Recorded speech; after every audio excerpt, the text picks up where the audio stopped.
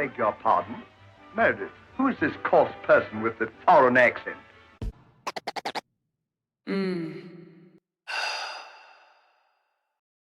Okay, shall we kick it off here? I think so. Welcome to your favorite biblical / culture-oriented homosexual podcast. We're a noted far-right communist podcast. No, we're not. Did you know that? I'm not in that one. Well, because since I joined buymeacoffee.com, where thank you for those few who have contributed. Clearly, not all of you understood that applies to you as well. Click the link in the description. But I have learned that platform apparently also has been used by like far-right groups and other extremists. So, well, here's what I can say. Here's what I can guarantee is that we are by far the most right of all podcasts. Oh, correct. It's very well done, Sylvia. The first caller to the show today, that's Sylvia. Hey. I know Sylvia has a super important question about the England-Norway situation, but I have to give some a story here first. So I was up watching the England-Norway, and it was getting towards the middle of the night, and my 3-year-old son woke up, and he came to watch it with me because he fucking hates sleeping, right? He just will not sleep. And he came up and watched me, and after a while he has a little toy football or soccer ball in his room or in the living room. He started saying like, hey, let's play. And I was like, yeah, it's a little late for playing, but all right, go ahead. Nobody's going to sleep. So he started doing what he was seeing on the screen, which was he would kick the ball and then just fling himself violently on the floor and stay there, asking for a penalty, right? And this is a 3-year-old who has seen football maybe 3 times on a screen in his life, and this is what he's picked up: is a bunch of millionaires pretending to try to kick the ball, but really just flinging themselves on the floor in order to stay there crying. Damn, man, that's funny. Children will tell you the truth, and that's what he observed. So it's not just me saying that's what that sport is about. It was an awful watch overall. Norway was, we were all rooting for Norway for the interest of it. That would have been the most interesting thing that could have happened in the world at that moment, was for Norway to advance to the semis of a World Cup. England is fine, bit boring. Their captain, especially Harry Kane, is fucking disgusting behavior. Like, he did that thing where nobody touched him, and he stayed crying and screaming at the ref like a baby, and in the meanwhile the opponent took the ball and scored. And that's the captain of the team. Like, just what? In another sport like ice hockey or rugby or something, he would never see the field again for that team. Like, just he would be ostracized by every fan and a manager, coach on the planet. And no, in football, that was just, it's worth trying to get the free kick.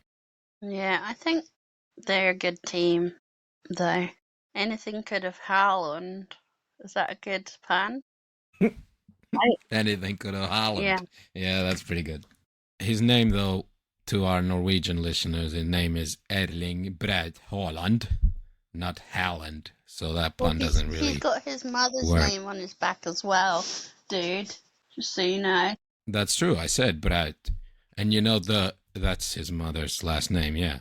And I was reading the Norwegian tabloids after they beat Brazil, and it was just hilarious. Like, the Norwegian is the happiest language in the world. And let me read you, for example, a Norwegian headline from today. It's probably going to be about some awful war or crime against humanity, but just this is what the language said. Etter 12 år kan naboene få søvnen tilbake. That's a Norwegian headline. You know what they're talking about? Okay, so it's some neighbor who hasn't slept for 12 years. What? Because of a neighbor. It's like a neighbor's fighting over sleep. Yeah. Front page of a tabloid.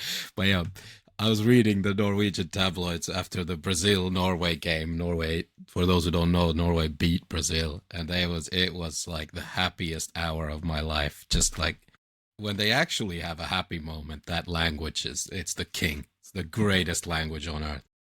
Yeah, it's quite up and down. I'm starting to really like Haaland because he's starting to grow on me in like a crush-ish way, even though his face is like interesting and he looks like a small giant. But he's also got a great online presence and is very funny and takes, is not serious about himself, which I admire.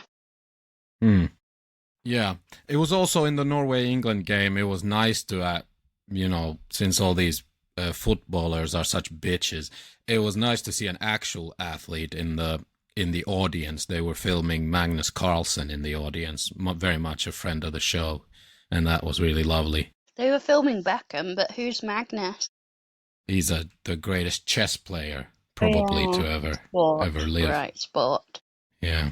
I think that's a sport, is it? Well, a real sport where people don't cry like children when they're touched. Like darts is just about a sport. Pool is slightly a sport, but they're heading for games. I'd say chess is just a game. Chess was definitely treated as a sport in the Oxford-Cambridge rivalry that I was involved with some years ago, and I thought that was great, hilarious.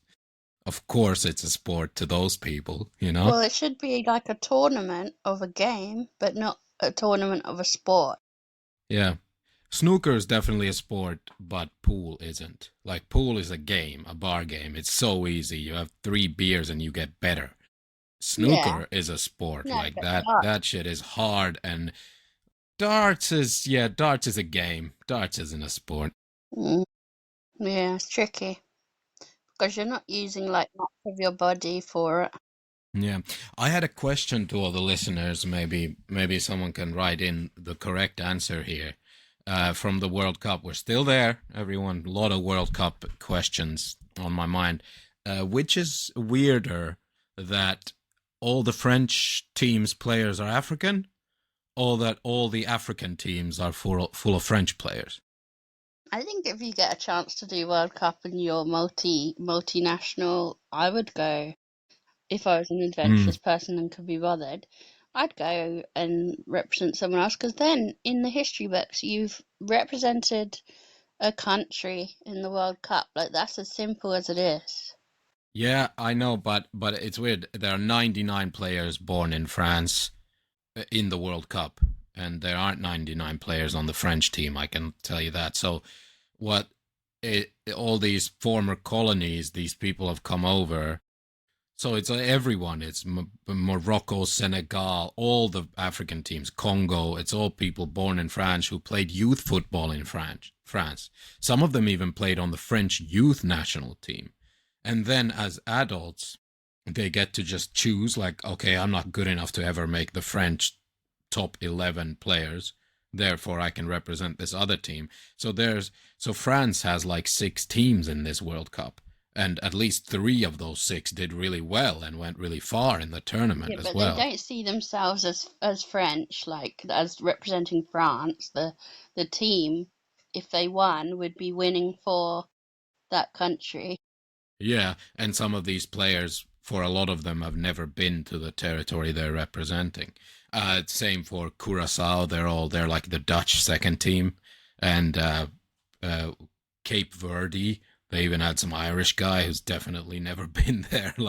Yeah, it's just strange. The whole FIFA thing seems to be a big old scam. Like, if you're a good footballer, some country will find a way to give you citizenship so that they can have a better chance to get to a World Cup. Yeah, well, it gives light to those countries and might help them along. So I don't see it as a problem. Yeah, It's a much more interesting group of teams than when it was just like Italy, Spain, France, England, Argentina. Yeah, Italy didn't even make Portugal, it this time. Brazil. Like, that was just boring. Yeah. And that's just like, well, some are just the rich white ones, so at least it's got a bit more diversity going on. Yeah. France is massively disappointing here. It looks like they're going to lose to Spain and be out of the tournament. And, they were major favorites to win the whole thing. Now it's looking very possible that it's England-Spain in the final. Yeah, that's a bit scary, isn't it? It's coming home, innit, Harry? Good penalty, Harry, innit? Mm-hmm. But what about Argentina still in? That was my that was my working class Englishman accent. Innit? What, Argentina? Can I do an Argentina accent? Oh yeah. How do you say it's coming home in Spanish? Hombre. No, not hombre. Casa. Yeah. But do Argentinians have the Zaragoza, that talking like a this with the S's, or is that only in Barcelona? Or a Portuguese slang? Argentina, they speak Spain. They speak Spain over there, innit? They speak the Spain one. Yeah. Espanol. Yeah. Anyway, I guess my point was that it used to be the opposite complaint, where everyone was complaining that the French team only has black Africans on it. But the black African teams only have Frenchmen on it, so there you go. It's going both ways now. And I don't know who those people were who were complaining about it. It wasn't me. Yeah, glad you added that. Speaking of... Yeah. Speaking of suspicious footballers, can I tell you about a couple for today's World Cup related Torah portion, a bit of weekly learning here. Okay. If I told you... well, first, could you tell me a little bit, what do you know about Osama bin Laden? I was young when he was around. Bin Laden. He went in a bunker to hide. Baghdad. Well, yeah, but you need to listen more closely, because I'm talking about Osama bin Laden Jimenez Lopez. Oh, who is... This is true. And you know how in Latin languages B's and V's are very interchangeable. So he is named after... Yeah, it is. He is named totally after Osama bin Laden. That is, his father gave him the name Osama bin Laden Jimenez Lopez. Yeah. And he's a Peruvian professional footballer who plays as a midfielder for Unión Comercio in the Peruvian Primera División. So, 23-year-old professional footballer. And it's not over yet. He's also born on the 7th of October, 2002. So double mega terrorism connection in this guy. Yeah. And, all right, here's the factoids. This is brought to you by friend of the show, Wikipedia. Bin Laden is named after Osama bin Laden, the founder of Al-Qaeda. In Spanish, the letters V and B are whatever, what I just said, interchangeable. And it doesn't end here. His brother is named Saddam Hussein Jimenez Lopez. No. Come on. Is he actually named after Osama bin Laden? He's not, is he? Yes, and his brother is called Saddam Hussein Jimenez Lopez. Yeah, I got that. True story. He has a brother. Yeah. And his father planned to name the third sibling George Bush. No. Jimenez Lopez. I don't believe it. Yeah, and they were all born around 2002, 3, 4, that kind of era. Yeah. Anyway, it was a daughter, so he didn't name her George Bush. No. But it could have been a Georgina Bush, Jimenez Lopez. Interesting. Why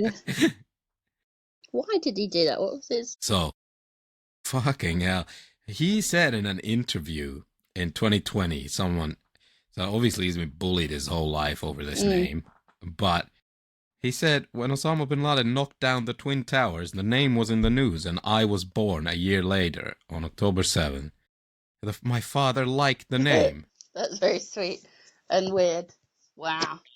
Yeah. And he's also stated that he often thought about changing his name, but had not done so because he had come to accept it To avoid criticism, only his first name, Osama, appears on his jersey. Oh dear. Why doesn't Jimenez Lopez appear on his jersey if he wants to avoid criticism? Yeah. What the fuck? That doesn't make any sense. Yeah. Oh my god. He also said, I do not believe my name to be problematic. And he cited that there was a Peruvian politician called Hitler Geshelin Alba Sanchez, No. and who won a mayoral election over another guy called Lenin Vladimir Rodriguez Valverde. In Peru, in 2018, there was a fucking election where the candidates were called Hitler and Lenin Vladimir. Jesus, I don't know how they deal with their roller coaster. I get that South America, that all the Nazis escaped there and disappeared into the jungle. I get that. But this is a little fucking on the nose to start naming your great-grandkids after your heroes back in the day, you know? Yeah. Really loud. Yeah. So, Bin Laden and Saddam Hussein, the footballing brothers from Fabulous. from Peru. Or, yeah, fabulous. Regarding feedback, here someone said, William, our most recent guest, William Jennings Chalk, the author. Go buy his book. Fun guy. William was great. He pushed back, unlike some of your polite American guests. The underlying attitude was, what the fuck are you on about, Danny? And that's exactly what we want. Oh, I like that. That came from a anonymous feedback. Yeah. Ooh. All right. Love it. Send more feedback. It's talkingasspodcast@gmail.com, or click the website in the description and go through there if you don't want me to have your email address for my lists.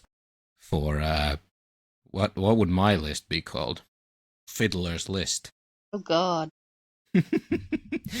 On YouTube, we got a comment from Spudley Studley 2081. This was I made a clip, you know how there's video now, and I made a few short clips. My rant about the situation in southern Lebanon, but it was like cut in like half, so it wasn't even with all the context. But that got a few thousand on YouTube and Instagram combined. So there was a comment there. Someone said, I thought southern Lebanon these are majority Christian areas. There are a lot, I wanted to say there are a lot of Christians there, but it's certainly not majority Christian. The areas we were talking about are majority Shiite, but there are obviously entirely Christian villages in southern Lebanon. And look into the history of the Christians of southern Lebanon. You will find some interesting stuff, both good and bad. There she blows. Okay. You ready? I wanted to say about the buymeacoffee.com thing. I want to promise anyone who contributes, however little, I have a thing. The reason why I didn't do Patreon is they want you to create all these tiers, and like, I didn't know what I actually wanted to give people who contribute. I don't at the moment want to take on a t-shirt operation or something like that.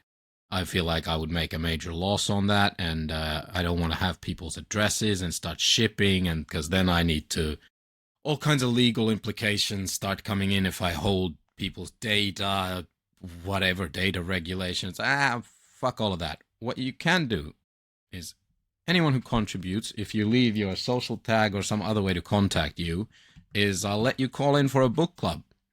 And you can call into one of these bonus episodes, and either, depending on the vibe, whether you're a funny fella or gal, then I can ridicule you for your reading, or if it's something serious you bring and you're a smart person, then we can discuss it seriously. And if you're not a smart person, you can talk to me if you'd like. Yeah. So buymeacoffee.com/thetalkingass, I think. Click the link in the description and you can call in for book club. And I'll give you an example. Like, here's a caller, our first ever remote caller for book club. Sylvia, what are you reading? I am reading The Prisoner, which is the sequel to The Crooked Cross by Sally Carson, and it's I talked about Crooked Cross before, where it was the rise of the Nazis, and then it's still rising, the Nazis, but anyway, now it's after something big happens in the family where all of them have joined the party, but now they've realised, oh my god, if we wanted to get out, we couldn't, or we'd, be in danger, and they're starting to realise the monster that they've signed up to. So that's really interesting. It's quite miserable at the moment. I don't think there's meant to be much joy, but it's interesting. And I'm also listening still to my Agent Zigzag, and I was hearing about the occupation of Norwegia in the war. Yes, we forgot. You had a question about the occupation of Norway. So they were, now I'm going from memory, they were occupied in 1940 until the very end of the war by the Nazis. Norway was.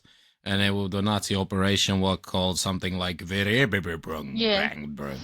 Yeah, something. They called they called the ones that were working with them the Vikings.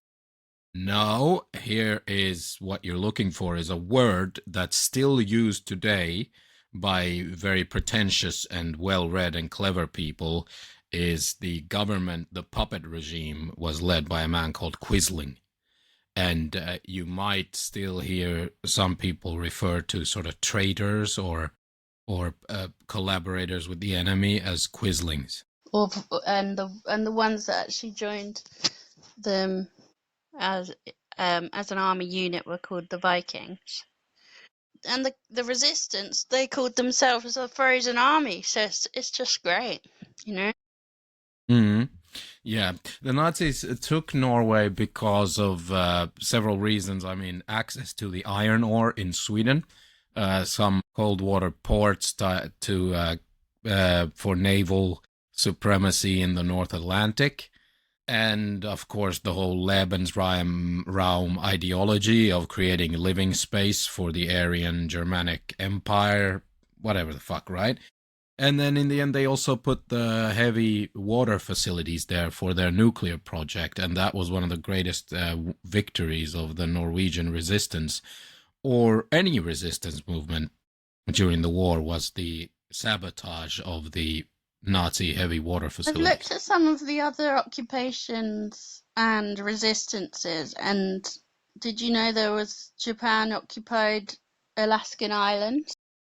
Mm-hmm. And did you know the best resistance known to the internet is former Yugoslavia, who fought, and Poland, who fought back, and the Soviets and Crete, but also Greece more generally. Yeah.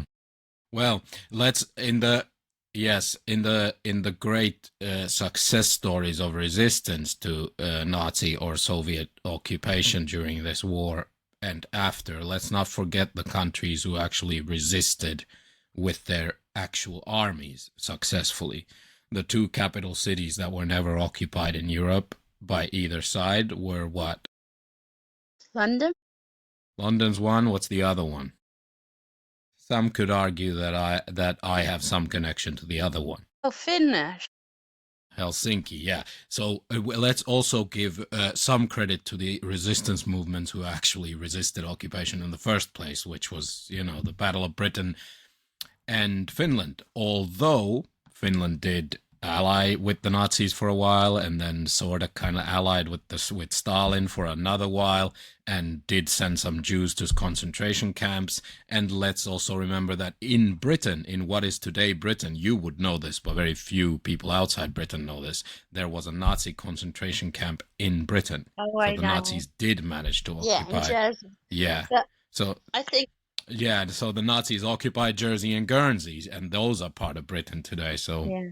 Yeah. The Finnish one, respectfully, sounds more like survival mode and be friendly to the occupier. It doesn't really sound like resistance to me.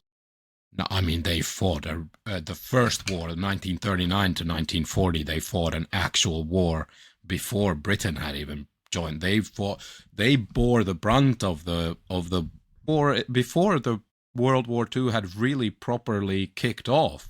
Finland fought the Soviet Union and arguably won initially. Then later on, they had to do alliances with the Nazis and then alliances with the Soviets in order to survive. And there's a whole academic thing about the driftwood theory, look that up, about how Finland managed to survive without really being occupied by either side. And a lot of that was sneaky backroom dealing and morally and ethically weird decisions. But they did survive, and they did resist occupation from both sides. But initially, the first war, the Winter War of 1939 to 1940, that's the war the Finns are proud of, because there they weren't, the wheeling and dealing hadn't started, and that was a full-on defensive war, just like the Ukraine is fighting against Russia now, that they won and pushed the Soviets back. And And that was very much a resistance war, because there were these guys on skis against tanks. With the Molotov cocktail was invented by the Finns during that war and named after the Russian foreign minister, Vyacheslav Molotov. So that was very much a resistance war by Finland. So they were arguably the most successful resistance movement during World War II. I retract it. And then thinking of those who are neutral, Portugal was an interesting one, because that's where all of the underground war would happen, with the spies and it being like a sort of middle land. Yeah, that's interesting. Yeah, a lot of spies ended up dying in Lisbon, on the streets of Lisbon, didn't they? Okay, speaking of war, apparently all my AI skepticism, this is a double book club coming up here. But the first book here is about a different kind of war. It's called Chip War, or Chip Wars.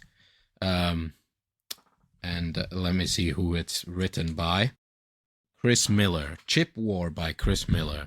And I'm just finishing it up. And in that, the author very much explained to me that, hey, Danny, your fucking skepticism about AI is what your adversaries want you to be. They want you to be skeptical about AI, because the more AI skepticism towards this cutting-edge technology like semiconductors and chips, and he was explaining something called extreme ultraviolet technology to me as well, important shit that other people do.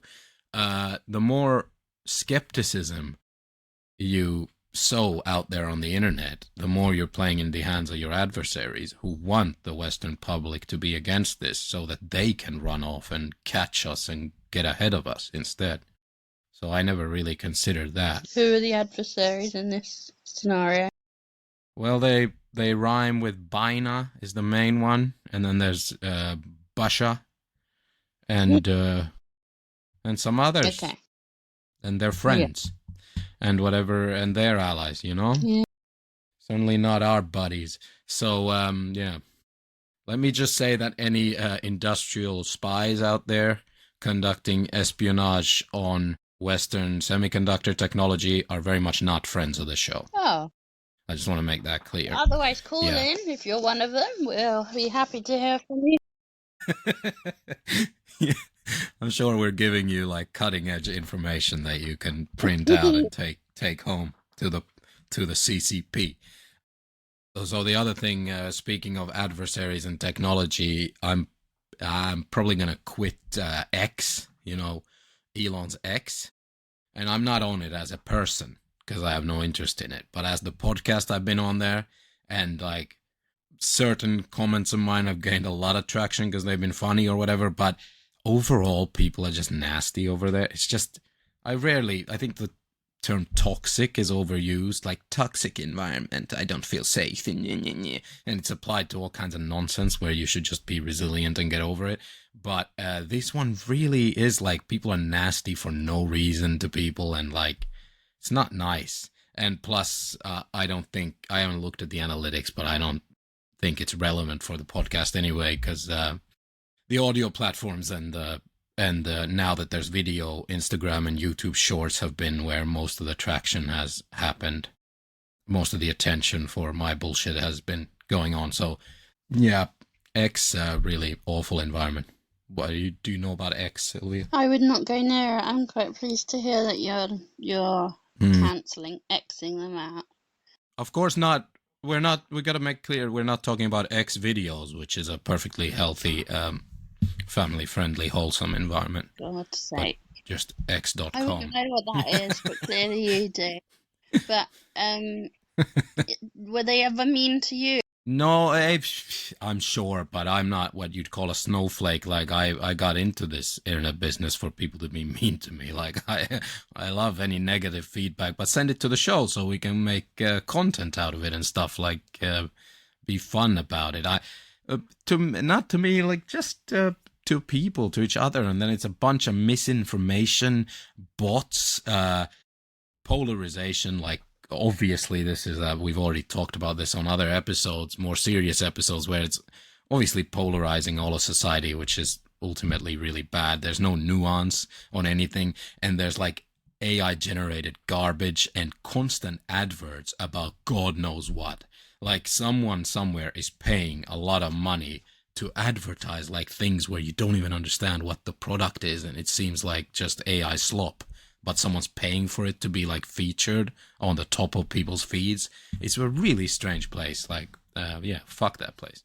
I still use, like, I don't want to say Elon Musk is whatever, only awful. I mean, I think he's done some remarkable things in his career, and I still sometimes use Grok when other AI bots fail. I use them all sort of interchangeably. If one of them fails at what I'm trying to do, rather than trying to argue with it, I just go to the competition and do it there.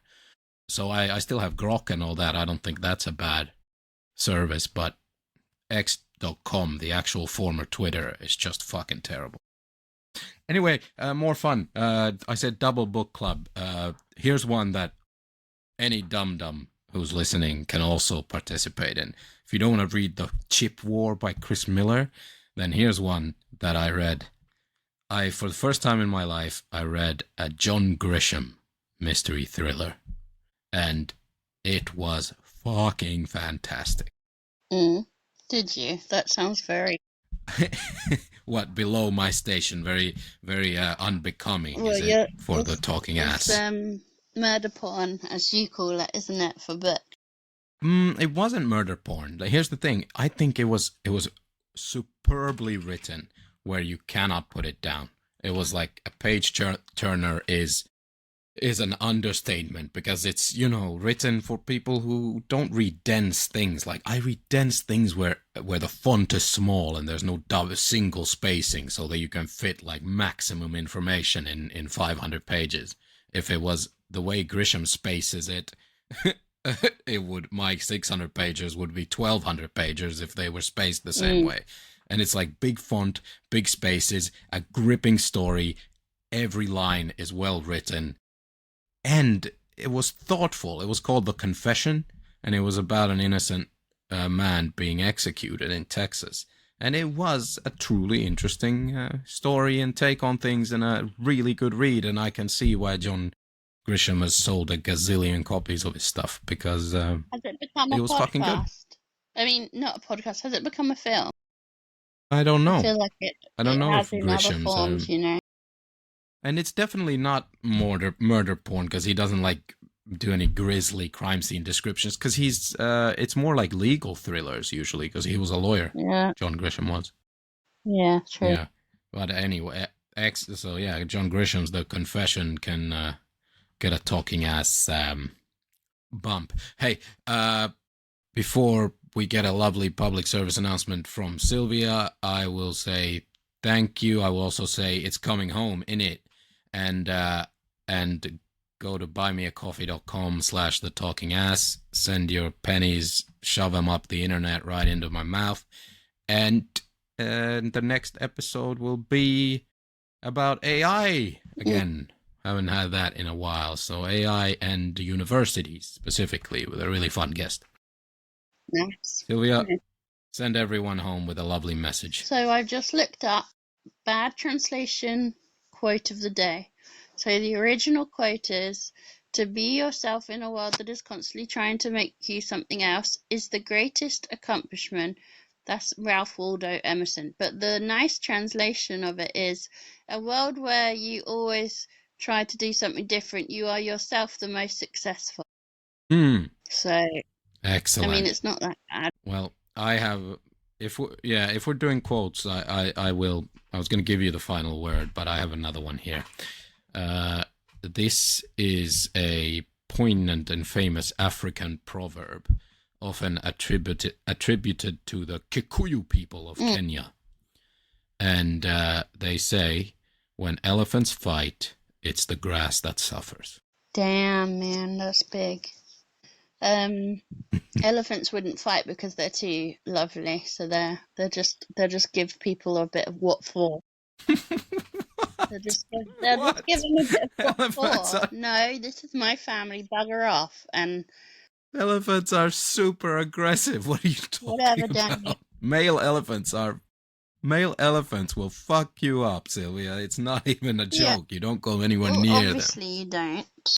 They sort each other out. They say like, no, you're not doing it. I'll give you my tusks. You know, they don't do it because they just want to. They're not like football louts kind of thing. They're like, look, if you keep pushing me, I'll show you my tusk. That's my real.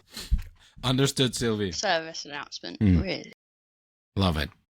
Thank you very much. See you next week. See you next time.